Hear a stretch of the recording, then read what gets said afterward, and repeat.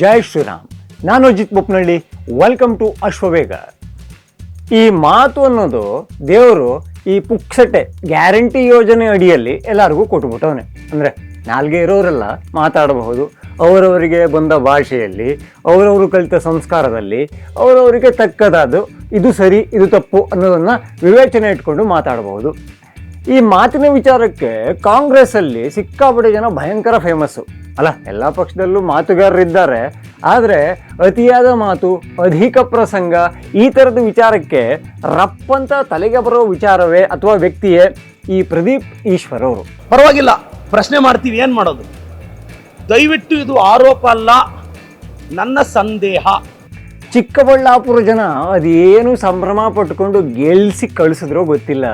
ಆ ಯಪ್ಪ ಮಾತಾಡೋದನ್ನ ಕೇಳ್ತಾ ಇದ್ರೇನೆ ಭಯಂಕರ ಖುಷಿ ಆಗುತ್ತೆ. ನಾನು ಮೊನ್ನೆ ವಿಶ್ ಮಾಡೋಣ ಅನ್ಕೊಂಡೆ, HMT ಗಂಡ ಬೇರುಂಡ ಒಳ್ಳೆ ಸೇಲಿಂಗ್. ಯಾರೋ ಹೇಳ್ತಾ ಇದ್ರು, ಕುಮಾರಣ್ಣಂದು ನಿನ್ನ ಗಲಾಟೆಯಿಂದ HMT ಒಳ್ಳೆ ಸೇಲಿಂಗ್ ಬಂತು ಅಂತ. ಈ ನೋಡೋಕೆ ಕಣ್ಣಿಗೆ ಆನಂದ, ಕೇಳೋಕೆ ಕರ್ಣಾನಂದ ಅಂತ ಅಂತಾರಲ್ಲ, ಅದೇ ಥರ ಆಗುತ್ತೆ. ನೀವು 2038ಕ್ಕೆ ನಾನು BJP ಅವ್ರು ಚಾಲೆಂಜ್ ಮಾಡ್ತೀನಿ. ನೀವು 2038ಕ್ಕೆ 28ಕ್ಕೆ ಬರಲ್ಲ, ಅವರು 28ಕ್ಕೂ ನಾವೇ, 33ಕ್ಕೂ ನಾವೇ. ಅದಕ್ಕೆ 38 ಹೇಳ್ತಾ ಇದ್ದೀನಿ. ಈ ನಿನ್ನೆ ಈ ಪ್ರದೀಪ್ ಈಶ್ವರ್ ಅವರು ಮಾತಾಡ್ತಾ ಇದ್ರು. ಎಲ್ಲಿ? ಚಿಕ್ಕಬಳ್ಳಾಪುರದಲ್ಲಿ. ಅಲ್ಲಿ ರಿಪೋರ್ಟರ್ಗಳು ಹೋಗಿ ಮೈಕ್ ಹಿಡಿದಿರಲಿಲ್ಲ. ವಿಧಾನಸೌಧದಲ್ಲಿ ನಿಂತ್ಕೊಂಡು ಇವರು ರೊಚ್ಚಿಗೆದ್ದು ಭಾಷಣವನ್ನು ಮಾಡ್ತಾ ಇದ್ರು.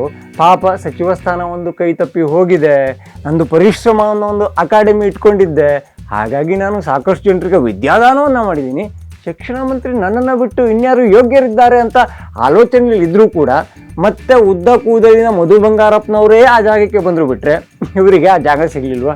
ಈಗ BJPಯನ್ನು ಮುಂದಿನ ಸಲ ಅಲ್ಲ, 2038ಕ್ಕಂತೆ, ಆಗ BJPಯವರು ಗೆಲ್ಲೋ ಯೋಚನೆ ಮಾಡಬಹುದು ಅನ್ನೋ ಲೆಕ್ಕದಲ್ಲಿ ರೋಷಾವೇಶದಿಂದ ಕೂದಲುಗಳನ್ನ ನೆಟ್ಟಿಗೆ ಮಾಡಿಕೊಂಡು ಮಾತಾಡ್ತಾ ಇದ್ರು. ಅಲ್ಲಿ ಪಕ್ಕದಲ್ಲಿ ಯಾರು ಹಾದು ಹೋದ್ರು? ಫಸ್ಟ್ ಸುನಿಲ್ ಕುಮಾರ್ ಅವರು ಹಾದರು. ಸುನಿಲ್ ಅಣ್ಣ ನಮಸ್ಕಾರ. ಸುನಿಲ್ ಅಣ್ಣ ನಮಸ್ಕಾರ. ಸುನಿಲ್ ಕುಮಾರ್ ಅವರು ಯಾವ ಪಕ್ಷ ಅಂತ ನಿಮ್ಗೆ ಚೆನ್ನಾಗಿ ಗೊತ್ತು.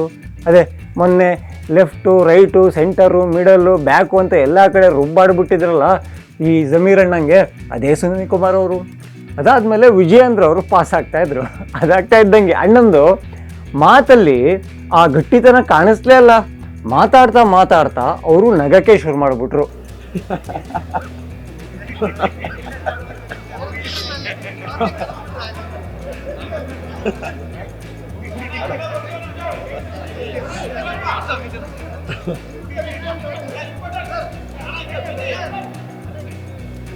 ನಾನು ಕಾಮಿಡಿ ಮಾಡ್ತಾ ಇದ್ದೀನಿ, 2038 ತನಕ ನೀವು ಕಾಯಬೇಡಿ ಅಂತ ಹೇಳ್ದಂಗಿತ್ತು ಅವರ ಒಂದು ಬಿಹೇವಿಯರ್ ಅಥವಾ ಈ ಮ್ಯಾನರಿಸಮು, ಬಾಡಿ ಲ್ಯಾಂಗ್ವೇಜ್ ಅಂತ ಕರೀತಾರಲ್ಲ ಅದು. ತುಂಬ ಜನ ಈ ಪ್ರದೀಪ್ ಈಶ್ವರ್ ಅವರನ್ನು ಹುಚ್ಚ ವೆಂಕಟ್ ಅವರಿಗೆ ಹೋಲಿಕೆ ಮಾಡಿ ಮಾತಾಡೋದಂತು. ಅದಕ್ಕೆ ನಾನು ಯಾವತ್ತೂ ವಿರೋಧ ಮಾಡ್ತೀನಿ. ಅದು ಸರಿಯಲ್ಲ, ತಪ್ಪು. ಯಾಕೆ ಅಂತ ಕೇಳಿ. ಈಗ ಅವರು ಕೆಟ್ಟ ನಟರೇ ಆಗಿರ್ಬೋದು ಹುಚ್ಚ ವೆಂಕಟ್ ಅವರು, ಆದರೆ ಸಿನಿಮಾ ಮಾಡಿದಾರಲ್ಲ, ಅವರ ನಟನೆ ಕೆಲವೊಬ್ಬರಿಗೆ ಇಷ್ಟ ಆಗಿರ್ಬೋದು, ಇಷ್ಟ ಆಗಿಲ್ಲದೆ ಇರ್ಬೋದು, ಅಥವಾ ಅವರ ಡೈಲಾಗು ಕೆಲವೊಬ್ಬರಿಗೆ ಇಷ್ಟ ಆಗಿರ್ಬೋದು, ಇನ್ನೊಬ್ಬರಿಗೆ ಕಷ್ಟ ಆಗಿರ್ಬೋದು. ಅವರಿಗೆಲ್ಲ ಹೋಲಿಕೆ ಮಾಡಿ ಯಾಕೆ ಅವಮಾನ ಮಾಡ್ತೀರಿ? ಆ ಥರ ಮಾತಾಡಬಾರ್ದು. ಜೊತೆಗೆ ಇದೇ ಪ್ರದೀಪ್ ಈಶ್ವರ್ ಅವ್ರನ್ನ ಜೋಕರ್ ಅಂತ ಕರೆಯೋದುಂಟು. ಅದೆಲ್ಲ ಯಾಕೆ ಕರಿತೀರಿ? ಜೋಕರ್ ಅಂತ ಯಾರಾದರೂ ಕರೆದ್ರೆ ಅದು ತಪ್ಪಾಗುತ್ತೆ. ಇನ್ನೊಂದು ಸಲ ಬೇಕಾದರೆ ಆ ವಿಡಿಯೋವನ್ನು ನೋಡಿಕೊಂಡು ಬನ್ನಿ. ಯಾವತ್ತು ಒಬ್ಬ ಜೋಕರು ಅವನು ಜೋಕ್ ಮಾಡ್ತಾನೆ ಬಿಟ್ಟರೆ ಅವನು ನಗಲ್ಲ. ಆದರೆ ಈ ನಮ್ಮ ಪ್ರದೀಪ್ ಈಶ್ವರ್ ಅವರು ಮಾತಾಡ್ತಾ ಮಾತಾಡ್ತಾ ಎದುರುಗಡೆ ಇರೋರ್ಕಿಂತ ಜಾಸ್ತಿ ಇವರೇ ನಕ್ಕು ಬಿಟ್ಟಿದ್ರು. ಅಂದರೆ ಅವರ ಮಾತಲ್ಲಿ, ಅವರದೊಂದು ಆ ಮಾತಿನಲ್ಲಿ ಒಂದು ಈ ಹುರುಳು ಅಂತ ಕರೀತಾರಲ್ಲ, ಅದಿರಲಿಲ್ಲ. ಹಾಗಾಗಿ ಅವರಿಗೆ ನಗು ಬಂದ್ಬಿಡ್ತು. ನಾನು ಖಾಲಿ ಪುಕ್ಕಟೆ ಮಾತಾಡ್ತಾ ಇದ್ದೀನಿ ಅಂತ ಅವರಿಗೆ ಗೊತ್ತಾಯಿತು. ಅವ್ರದ್ದೊಂದು ಪೊಲಿಟಿಕಲ್ ಟ್ರ್ಯಾಕ್ ರೆಕಾರ್ಡ್ ತುಂಬ ಚೆನ್ನಾಗಿದೆ. ಇದೇ ಲೋಕಸಭಾ ಎಲೆಕ್ಷನ್ ಟೈಮಲ್ಲಿ ಚಿಕ್ಕಬಳ್ಳಾಪುರದಲ್ಲಿ ಡಾಕ್ಟರ್ ಸುಧಾಕರ್ ಅವರು ಚಿಕ್ಕಬಳ್ಳಾಪುರ ಕ್ಷೇತ್ರದಿಂದ ಒಂದೇ ಒಂದು ಓಟು ಲೀಡ್ ತಗೊಂಡ್ಬಿಟ್ರೆ ಪ್ರದೀಪ್ ಈಶ್ವರ ಆದ ನಾನು ರಾಜಕೀಯ ರಾಜೀನಾಮೆ ಕೊಟ್ಟು ಎಲ್ಲೋ ಹೋಗ್ಬಿಡ್ತೀನಿ ಅಂತ ಒಂದು ಚಾಲೆಂಜನ್ನು ಹಾಕಿದರು. ಡಾಕ್ಟರ್ ಸುಧಾಕರ್ ಅವರು ಗೆದ್ದರು, ಹಾಗೆ ಸಂಸದರಾದರು. ಜೊತೆಗೆ ಅವರ ಕ್ಷೇತ್ರ ಚಿಕ್ಕಬಳ್ಳಾಪುರದಲ್ಲಿ ಕೂಡ ಲೀಡನ್ನು ತಗೊಂಡ್ರು. ಅದಾದಮೇಲೆ 15 ದಿವಸ ಅಣ್ಣ ಅಲ್ಲೂ ಕಾಣ್ತಾ ಇಲ್ಲ, ಇಲ್ಲೂ ಕಾಣ್ತಾ ಇಲ್ಲ, ಇಲ್ಲಿರುವನೇ ಪ್ರದೀಪ್ ಈಶ್ವರ, ಇಲ್ಲಿಲ್ಲ, ಅಲ್ಲಿರುವನೇ ಪ್ರದೀಪ್ ಈಶ್ವರ, ಇಲ್ಲಿಲ್ಲ, ಈ ಕ್ಷೇತ್ರದಲ್ಲಿ ಇರುವನೇ ಪ್ರದೀಪ್ ಈಶ್ವರ, ಅಲ್ಲೂ ಇಲ್ಲ, ಎಲ್ಲಿ ಹುಡುಕಿದ್ರು ಕೂಡ ಕಾಣಲೇ ಇಲ್ಲ. ಆಮೇಲೆ ಎಲ್ಲೋ ಪ್ರತ್ಯಕ್ಷರಾದರು. ಹಾಗೆ DKಶಿ ಅವರ ಒಂದು ಪ್ರೋಗ್ರಾಮಲ್ಲಿ ಪಕ್ಕದಲ್ಲಿ ಹೋಗಿ ಕೈ ಕಟ್ಕೊಂಡು ನಿಂತು ಏಯ್ ನಡಿ ಆ ಕಡೆ ಅಂತ ಬೈಸ್ಕೊಂಡು ಬಂದರು. ಈ ಥರದಲ್ಲಿ ಈ ಪಕ್ಷದಲ್ಲೂ ಕಿಮ್ಮತ್ತಿಲ್ಲ, ಜನರಿಂದಲೂ ಕಿಮ್ಮತ್ತಿಲ್ಲ, ಯಾರಿಂದಲೂ ಕಿಮ್ಮತ್ತಿಲ್ದಿರೋ ಒಂದು ಬಾಳನ್ನು ಬದುಕ್ತಾ ಇದ್ದಾರೆ. ಎಲ್ಲಿ ತನಕ ಅಂತ ಕೇಳಿದ್ರೆ ಅವರದೇ ಕ್ಷೇತ್ರದ ಜನ ಅವರಿಗೆ ಚಪ್ಪಲಿಯನ್ನು ಎಸೆಯೋ ಥರ.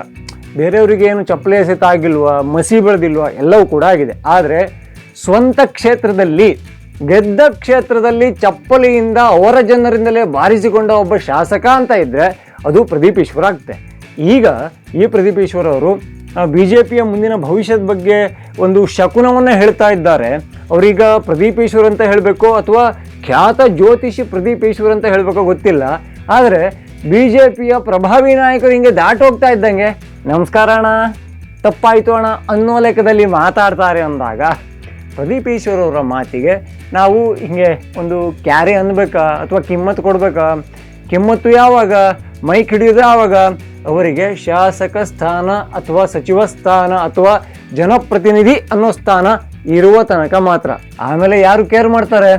ಅವರ ಶಾಲೆಗೆ ಬರೋ ಸ್ಟೂಡೆಂಟ್ಗಳು ಕೇರ್ ಮಾಡಿದ್ರೇ ದೊಡ್ಡದೇನೋ. ಚಿಕ್ಕಬಳ್ಳಾಪುರ ಜನರನ್ನ ಮಾತಾಡಿಸಿ ನೋಡಿ, ಪ್ರದೀಪ್ ಈಶ್ವರ್ ಬಗ್ಗೆ ಒಂದು ಒಪಿನಿಯನ್ನ ಕೇಳಿ ನೋಡಿ, ಇವರು ಪಾಪ ಮಂತ್ರಿ ಸ್ಥಾನಕ್ಕೆ ಒಂದು ನಿರೀಕ್ಷೆಯನ್ನು ಇಟ್ಟಿದ್ರು. ಮುಂದಿನ ಸಲ DKಶಿ ಅವರು CM ಆಗಿ ಇದ್ದಲ್ಲಿ ಅವರಿಗೆ ಟಿಕೆಟ್ ಕೊಡ್ತಾರ. ಮಂತ್ರಿ ಸ್ಥಾನ ಇಲ್ಲಿದೆ, ಟಿಕೆಟ್ ಇಲ್ಲಿದೆ, ಮಧ್ಯೆ ಶಾಸಕ ಆಗಬೇಕು. ಆ ಟಿಕೆಟ್ ಸಿಗುತ್ತಾ ಇಲ್ವಾ ಅನ್ನೋದೇ ಈಗ ಅವರು ಶಕುನವನ್ನು ನುಡಿಬೇಕು ಅಥವಾ ಜ್ಯೋತಿಷ್ಯ ವಿದ್ಯೆಯನ್ನು ಕಲಿತು ಹೇಳಬೇಕಾಗುತ್ತೆ. ಇನ್ನು ಯಾರೆಲ್ಲ ಅಶೋಕ ಚಾನಲನ್ನು ಸಬ್ಸ್ಕ್ರೈಬ್ ಮಾಡ್ಕೊಂಡಿಲ್ವೋ ಈ ಕೂಡಲೇ ಮಾಡ್ಕೊಳ್ಳಿ. ಹಾಗೆ ಎಲ್ಲ ವಿಡಿಯೋಗಳಿಗಾಗಿ ಬೆಲ್ ಐಕಾನ್ನ ಒತ್ತಿ. ಜೈ ಶ್ರೀರಾಮ್.